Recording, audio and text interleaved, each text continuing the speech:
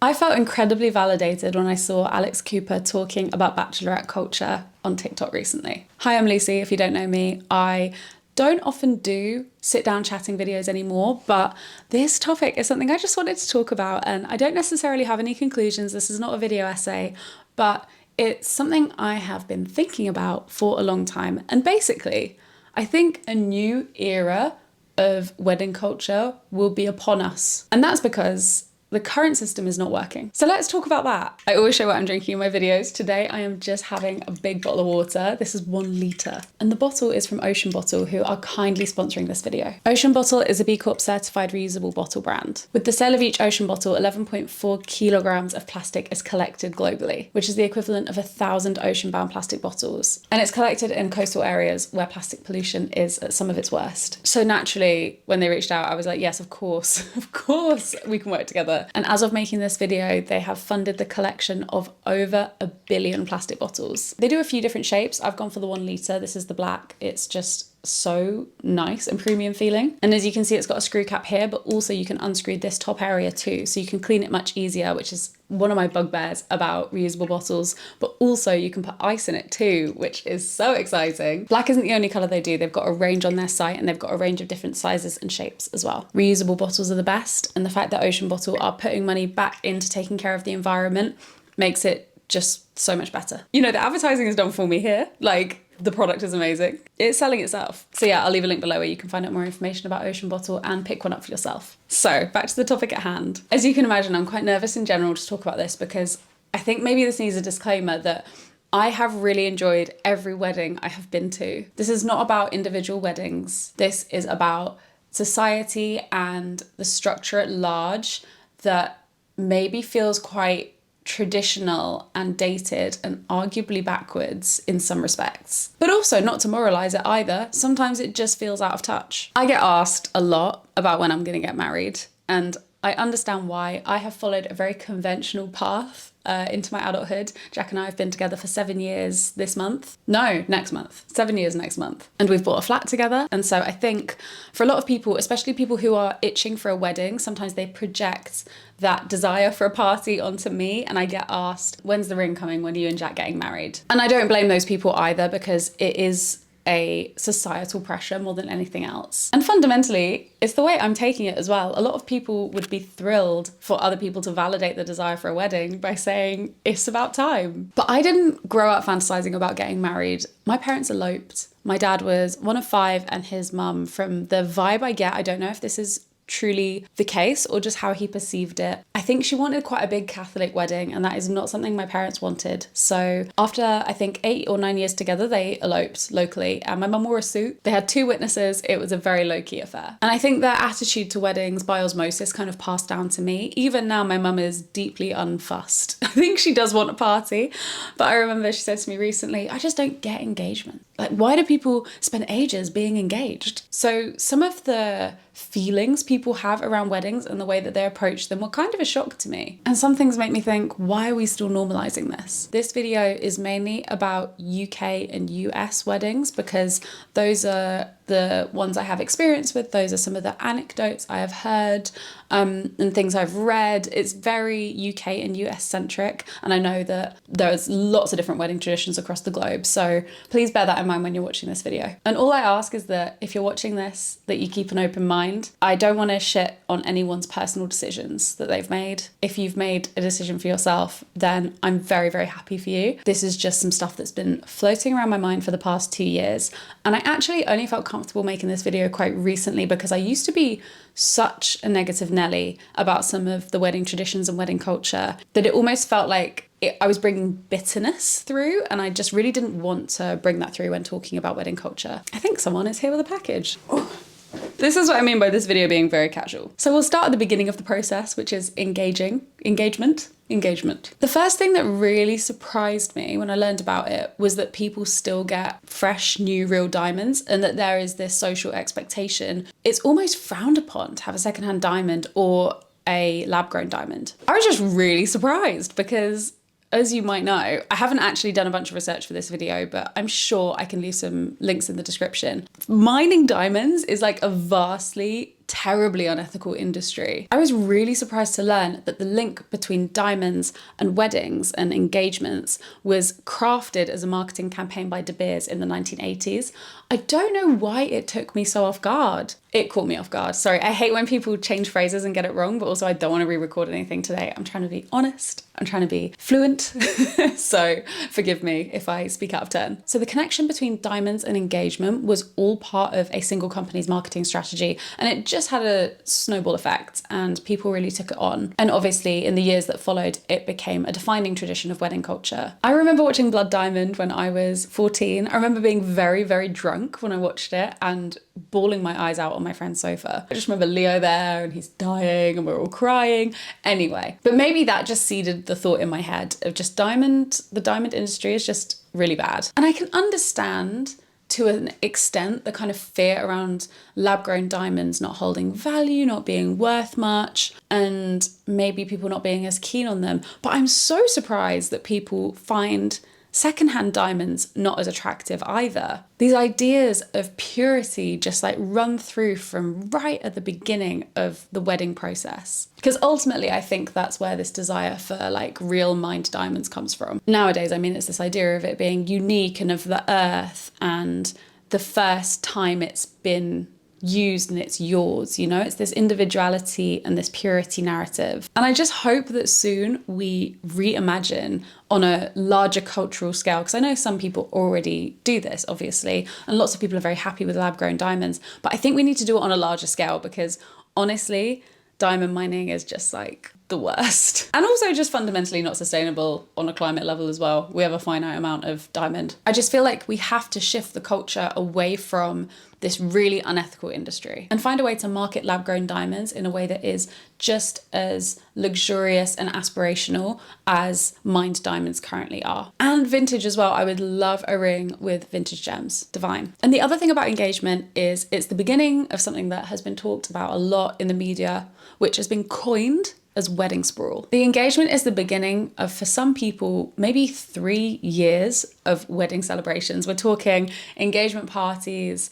bachelorettes, hen dos, pre-wedding events, maybe dinners, the wedding itself, maybe a mini moon, maybe a honeymoon. The average length of an engagement at the moment in the UK is 20 months, and in the US it's 13 months. It used to be 7 months. And there's absolutely nothing wrong with wanting to extend your celebrations as long as possible and make the absolute most of such a beautiful time in your life. 100%, that is totally cool. But there are some things that come up with that, including stuff around like money and asking a lot of other people, including of their time, of their capacity. Not to mention this can cause the couple prolonged stress, especially when we're giving people roles in the bridal party. I just think that when I realized how long some of these processes go on for, I was like, oh my God, the amount of money collectively in this and some of the expectations placed on friends, which is going to be a theme that comes up throughout this video.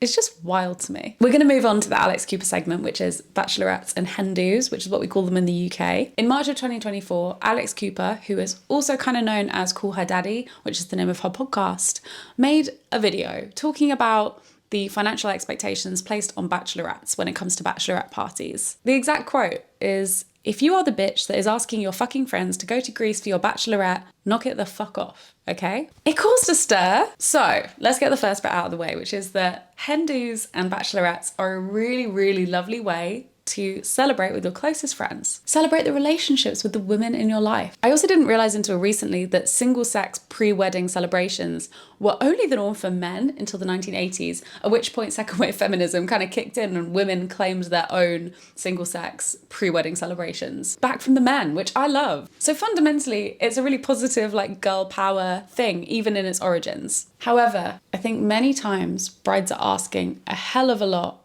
of their friends, both in time and money. American bachelorette culture actually sounds insane. According to a survey from the planning app Batch, the typical bachelorette attendee in 2023 was spending, on average, $1,200 per party with an average party size of 9 people. That brings the total spend of the average bachelorette party to $10,800, which is $3,000 higher than it was just 3 years ago. That's insane. And in the UK, recent research from Aviva, the insurance company, revealed that the average hen do costs the attendee about £625 per person. That's a whole holiday. And honestly, sometimes they are holidays. A 2002 poll from savings.com said that over half of respondents said that they went into credit card debt in order to afford a bachelorette party or a bachelor party. Everything costs more now. And people are making a bigger deal out of their bachelor parties and their bachelorette parties and their hen dos because ultimately our engagements are getting longer because we need to save more. We need more time to plan, more time to prep, get the best price for the venues and the vendors. And so people want another celebration and they want to go hard. People want to make the most of getting everyone together. I get it. And they want to tide themselves over for the delayed nuptials. But in my opinion, asking anyone, even people you're very close with, to commit days of their life to potentially going on holiday with people who they wouldn't choose to go on holiday with is a really big ask. To spend that much money, potentially be also paying for you to go and do these things on something that someone they might not even know has planned. I think it's just a very strange tradition. And I hope that we reimagine it soon because it's not sustainable. And not only to ask people to spend the money on your hen or your bachelor party, then to ask them to spend money traveling to a wedding and staying overnight. You know, you're asking people to do 2 weekends away, basically. And maybe sometimes I wonder if brides and grooms are removing themselves from the wider context where people are being often asked to go to a lot of different weddings in a year, especially when you're the age that me and a lot of my friends are now. We're in our late 20s going into our early 30s. In England, in London, it's very normal for there to be this kind of boom where people really do get married around this age. It just is asking a lot from your bridal party. And I think people feel okay about doing this because it's assumed that this is a circular economy. At some point, all these friends will get married and you'll do the exact same for them. But often that's not the case. Lots of people's lives are not linear. Not everyone gets married. Some people elope, people break up, people don't necessarily prioritize getting married. People have other things that are very important milestones in their life that don't get celebrated with a massive party. Some people just never have a life that is marked by pinnacle celebrations. I really do just think it's luck of the draw and that we just have to be considerate to the fact that these people who are spending upwards of $1,000 on celebrating with you might never have a reciprocal event where you will spend the same on them. I know it's not about that, but I think we justify asking people to spend that much with the expectation that one day I will spend this much on you. But I just think so rarely is it the case. You might not even be friends by the time that comes around. Culturally, I also find it really strange that we ask people, oftentimes who do not know each other, to spend a holiday's amount of time together, away, doing organised fun. This is very much personal opinion, but I find organised fun really painful. Huge caveats here because obviously this is very personal. I am sober.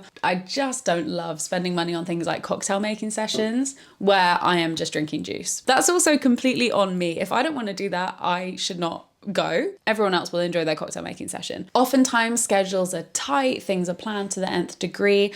And it's putting a lot of stress on the event to be very, very good. There's a lot of pressure placed because the expectation of bachelorettes is that they will be very fun. I think there's a lot of unintended stress created, again, because culturally, people want to have a great bachelorette. It is expected that your bachelorette or your hen do is like really, really fun. And honestly, the people that puts the most pressure on are the bride and the maid of honor, but particularly the maid of honor or the maids of honor. And that leads me kind of slightly into a caveat of the unpaid labor you're asking your friends to do who you are giving roles to. Again, something that may never be reciprocated. And it's, again, not the bride's fault. I think culturally we've just created this norm where especially the maid of honor has to do everything and has to make it perfect. And oftentimes I get the feeling that they don't even enjoy the weekends away because they're just so stressed and, you know, it has to be organized, it has to be perfect. And that stress doesn't start on the weekend. The person planning has to create a WhatsApp group, navigate everyone's budgets, manage when people are naturally flaky, drop out, upset, feeling a certain way, all with this like glow of, hi girlies, hope you're all well, can't wait, could you please send me your deposits? And that is just really stressful. No matter what situation you're in, asking for money from people who you don't know is really hard. Planning a trip is really hard. It's people's jobs. I think we've just set ourselves up to fail a little bit by putting all these expectations on hen dos. And it causes tensions. People don't feel heard, they don't feel appreciated. And I've heard awful anecdotes of people just fully falling out because of the pressure of hen dos and bachelorettes. I know people who have uninvited members of their bridal party to their wedding a few weeks prior because things went so badly at the hen do. It's another group chat as well, like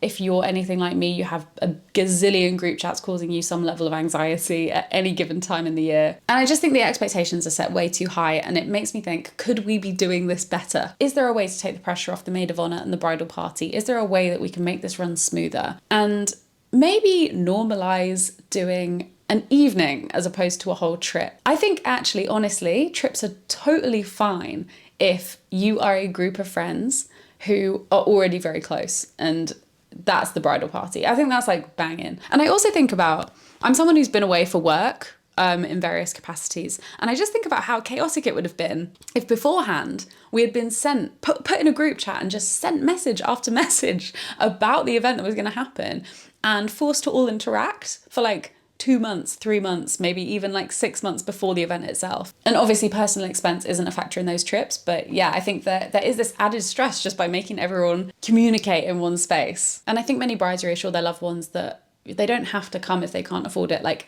it's okay, but I think regardless, the ask itself creates this inevitable guilt that sits on the person who is having to turn things down and say no or find ways to accommodate their budget. And that's because in a lot of these cases, these hen dos are very all or nothing. You're either in or you're out. There's not like a way for someone to participate in a half measure or just participate in the ways that they can. And again, this is not the bride's fault. This is a fault of the culture at large. There is this just, for some reason, big culture of like trip level hen dos and bachelorettes at the moment. And it's just a bit extreme. If you've been to a more alternative bachelorette or you think there's a better way of these celebrations being done, these like pre-wedding single sex celebrations, do let me know in the comments, because I feel like a night used to be the big thing, like doing a night for your hen do, a night for your bachelor party.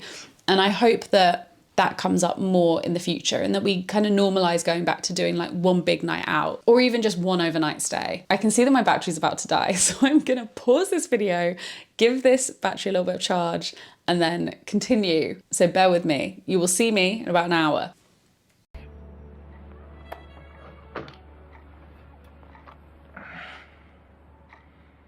Oh, fuck.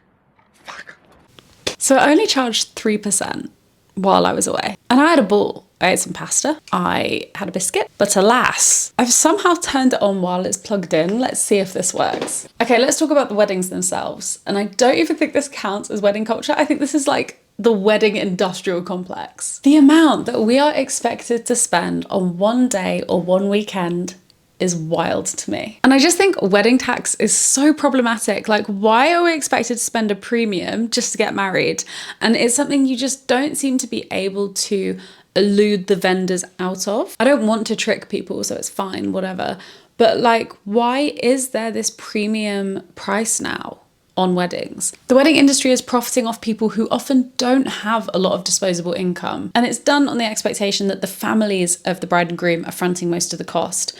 But I don't know how often that is actually the case these days, or actually how much the bride and groom's family are really contributing. So the average cost of a UK wedding in 2023 was £20,700. And over 59% of couples went over their initial budget, with 1 in 10 taking out a loan and another 1 in 10 going into credit card debt for their big day. We as a society need to unlearn this idea that it's all family money and that the families can afford the amount that they're spending, because clearly, at least in the UK, that is not the case. And it wasn't always like this. Apparently, this kind of upward trend of expensive weddings and luxurious weddings emerged in the 1980s. So the New York Times says that by the early 80s, these like lavish affairs had come into fashion. And part of that was because of a shift towards conservatism and traditionalism. Part of it was a booming economy. And then part of it was also influenced by Princess Diana's elaborate, ornate wedding. I love that I've called it Princess Diana's wedding. It was to King Charles, but you know, irrelevant. That wedding ceremony was widely viewed. I've seen many clips of it. Specifically, the one that comes to mind is of her walking down the aisle in that enormous, gorgeous dress. Helen Wood, Professor of Media and Culture Studies at Lancaster University and the co-editor of The Wedding Spectacle Across Contemporary Media and Culture, says that wedding costs accelerated into the 90s and noughties when the idea that the more glamorous your wedding looks, the more successful you are as a person started to really take hold. This basically became a symbol for affluence and success. And that was from The Independent. And this is what I'm saying, right, is that this is not actually individual choices that we're making. There is a societal push and momentum at the moment. It's not necessarily that we're actually all making these individual choices. We think that they exist in a vacuum, but they don't. They're informed by cultural trends. This is not the only way that we have to do weddings. And as women, we're conditioned from a really young age to want this fairy tale wedding. So how can I blame someone for wanting something stunning on the big day? I feel like I'm just mad at a system that pipelines couples down such a narrow set of options and implores them to spend more money than they can actually afford. And again, that like aspiring for like this beautiful fairy tale wedding, all the way up to all the expectations and traditions now are all really informed by this traditionalist conservative mindset. And some of it I think is really beautiful. Like wearing white on your wedding day, I think is a really nice tradition. I understand where it comes from. I get that it's about purity and virginness.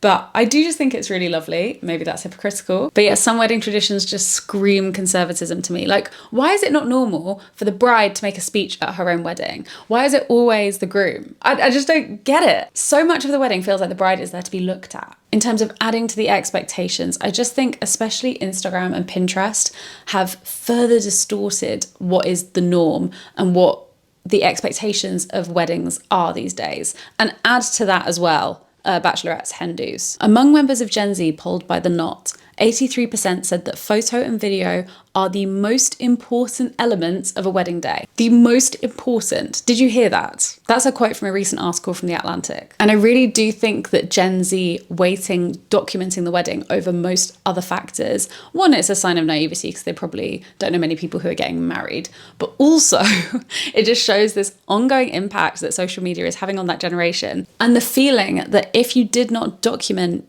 the day properly, that it was a wasted day. I think that's maybe even a slightly too kind reading. I think it's actually more of a comment that the wedding must look good above all else and that you must all look like you're having the best time. It must be portrayed in a way that sits well on social media. And I know that some of Gen Z is rejecting social media, but I don't think that's an overall trend. I think if anything, Gen Z are more addicted than anyone else. Again, sweeping generalizations, but I don't think this survey result is a coincidence. For the generation who grew up on a diet of aspirational images. They're a generation who, on the whole, aren't super influenced by going to weddings and wedding culture. Their main input is what they see online. And what they're seeing on the internet is glam. It is aspirational above all else. I have a weird opinion on this, and I do think we're just in this era right now where the way the wedding looks is prioritized over so much else. There is this competitiveness and a performance element that I'm sure was there 20 years ago, 25 years ago, but has just increased exponentially now that strangers can see your wedding. And it's also become so normal. I don't know if it's fair for me to say it's unrealistic or like an unrealistic expectation, but it is just like holding yourself to a really high standard as a bride or a groom, really trying to hit a level of perfection that is unattainable for most people on most budgets. And not just in terms of the wedding itself, but also the people and the way that you look. And I think I'm going to talk about that a bit later in the video, but like the pressure on brides to look absolutely perfect. But let's just talk right now about the couple looking like they're having the most fun in the world. Not just the way that the event itself looks, but do your bridal party, do your bride and groom, or bride and bride, or groom and groom. I'm sorry, this video is very heteronormative. Do they look like they're having the best time in the world?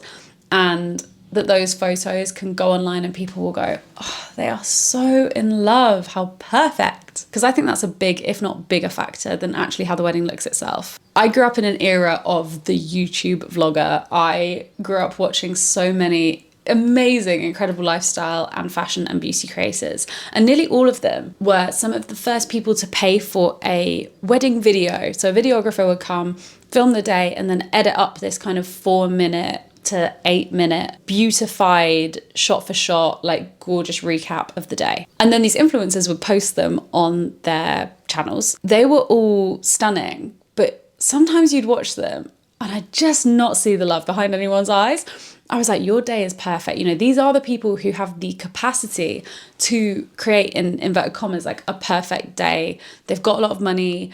They're able to make it look a certain way. You could see how glazed over they were. You could almost feel the stress like bleed out from the screen. Ultimately, weddings are real life days. You are hosting a massive party, things are going wrong, and you're stressed. And sometimes a high production retelling of that is not the vibe. And take it from me, focusing so much on the content can keep you firmly out of the moment. Basically, the advent of influencer culture, I think, has had quite a negative effect on wedding culture, because it's put even more pressure on people to have a day that looks picture perfect in every sense. And actually, that's just like so much to ask of one day or one weekend of your life. So it's costing peace of mind as well as everything else financially. And it's not just costing the bride and groom financially or their families. Apparently, according to the Metro, the average cost of attending a wedding now is over £1,000 in the UK. To put that into context, that's half of what the average Brit earns in a month. Okay, now on to maybe the most contentious opinion I have about weddings,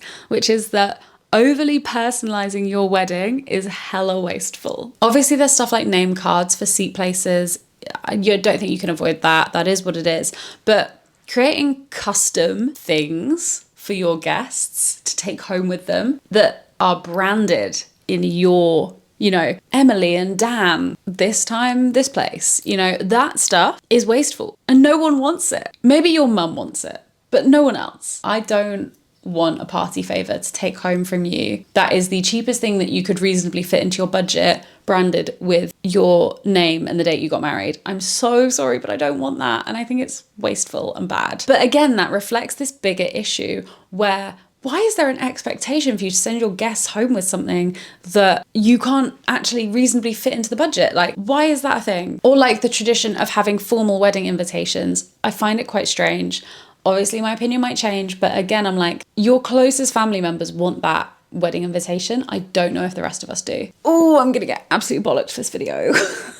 And again, it's that pressure to be super individual and everything to be absolutely perfect, exactly as it should be for your perfect day. It's like a physical embodiment of that. And briefly, while we're on this whole idea of performance, I want to talk about the pressures placed on brides. I personally feel that the pressure placed on brides greatly outweighs the pressure placed on grooms. Again, I said this earlier, but I think brides are treated like a spectacle to be ogled at, but yet what you're not seeing is behind the scenes, they often do a lot of the work to put the days together. Because often it's not just the wedding day, you know, it's the night before, it's planning other things, mini moons, whatever. I really do think that a lot of that labour falls to the woman in the relationship. Because again, it's a social expectation. This is the day you want, it's the best day of your life. And also a desire for control, for things to not go wrong. I think because women feel maybe more judged by how their wedding turns out. It feels like the responsibility falls to them to make it very good. And so they then take it on and it's a perpetuating vicious cycle. There's a lot of pressure for them to make it look good. So obviously they want to keep that in their own hands. And then they take on more and more of the work, especially if literally anything in your relationship has been unconventional up until that point. Or there is any doubt in anyone's mind. And obviously family always let you know when there is a doubt in their mind. Or maybe you've moved away from them or something like that. The wedding is seen as like a chance to prove everyone wrong. And in that vein, brides are expected to look perfect. And that is such an unnecessary and unrealistic pressure. I think we're finally unpacking a little bit of the diet culture that comes with being a bride, but I don't know if we're that far in. I think it is like commonly discussed almost, especially in older generations, that you want to look the best you've ever looked on your wedding day. And the implicit meaning underneath that is the skinniest you've ever looked. And then also this idea of wellness obviously has taken over, the idea of glowing. How much can you do that is maybe not explicitly losing weight, but is aligned with this idea of healthy behavior. So for example, investing in treatments and drainage massages and facials. And then on the day, of course, like getting your hair done by a professional, your makeup done by a professional. And all of that comes with a cost. It's almost like a bridal tax. And it's just wild that that is still so present. And obviously in the age of Instagram, that is just completely cranked up. Now that everything is on Instagram, it is just so heightened. You have access to all of these people's opinions on what you should do before your wedding, and all of these creators sharing what they did before their wedding and the things they don't regret, the things they do. But it gives you ideas that you may not have previously had. And I think this gets into particularly dangerous territory when it comes to cosmetic work. I mean, I'm not going to get into a big discussion about cosmetic work right now, but there's sometimes where I can totally understand why you'd want to get something done like teeth. And then there's sometimes where I think, would you even have thought about that thing, researched it, or knew it existed if you hadn't seen that person talking about it? That person being someone on the internet that you don't know, who is not only talking about it, but somewhat selling it to you. And knowledge is power to a certain extent, but I do think for some people, cosmetic work for their wedding can be the gateway into way more cosmetic work later down the line, all because of this pressure to look like the best you've ever looked on this one day of your life. And I do understand it. Like, I look at my grandparents' wedding photos, I get it, but I really am not paying attention to how they looked, in the sense of, oh, how skinny my nan was, or how clear her skin looked. I'm just looking at them as young. They're young versions of the people that I met as adults. And ultimately, all of this has an undercurrent of, if I don't do this, if I disrupt, if I don't follow the norm, I will disappoint people, which can just feel incredibly stressful and guilt-inducing and shameful, especially when potentially family members have put in money for the big day. And it's nobody's fault. Everyone is just trying their best in a system that has normalized some crazy stuff at the moment. So yeah, that's all I have to say on it. And I think we're at a really interesting inflection point where weddings are getting as expensive.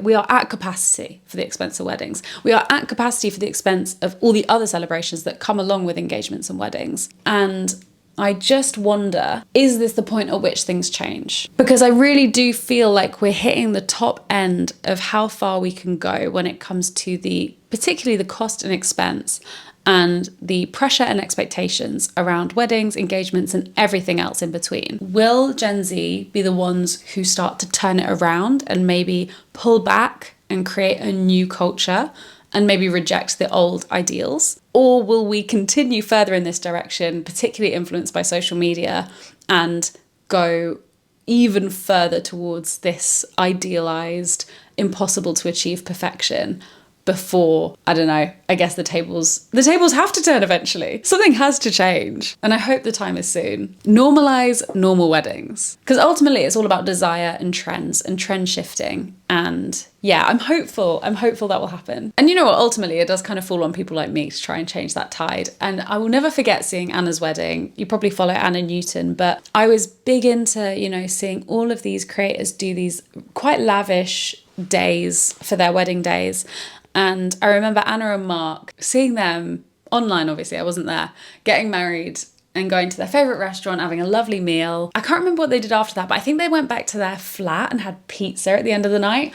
I just thought that was such a beautiful way of doing a wedding. It was so classy, so chic, but it didn't have to be this super expensive, lavish day. So yeah, I hope I can bring that kind of energy if/when I get married. If you take one thing away from this video, it's be proud of doing you, do what you want to do, and please don't feel pressured by what you see online or what your friends and family are doing or saying. You can do whatever you want. If you want to elope, please be my guest, go and elope. Do it the way you want to do it. Don't be embarrassed or ashamed about spending money on doing it the way that you want to. If someone's telling you need a particular table setting, I hope I can empower you to sack it off. For some people, for example, they don't give a shit about flowers, and good for you, don't do flowers. Thank you so much for watching this video. This has been a huge video. Now's the part where you come in. Let me know what you think in the comments. Do you think I'm wrong? That's absolutely fine. Let me know. My hope is that you think I'm a bit right. Have you got married and felt pressured to spend all this money on the big day? And have you noticed these societal shifts as well? Let me know. Thank you so much for watching this video. I hope you enjoyed it. And thank you so much to Ocean Bottle for sponsoring this video. And let me know what you thought of this format as well. It was scary to sit down and chat. So yeah, it is 6 p.m. on Sunday. So I'm gonna pop all of this onto my hard drive and go and chill out and watch Kardashians. Consider this a manifesto. Let's change things.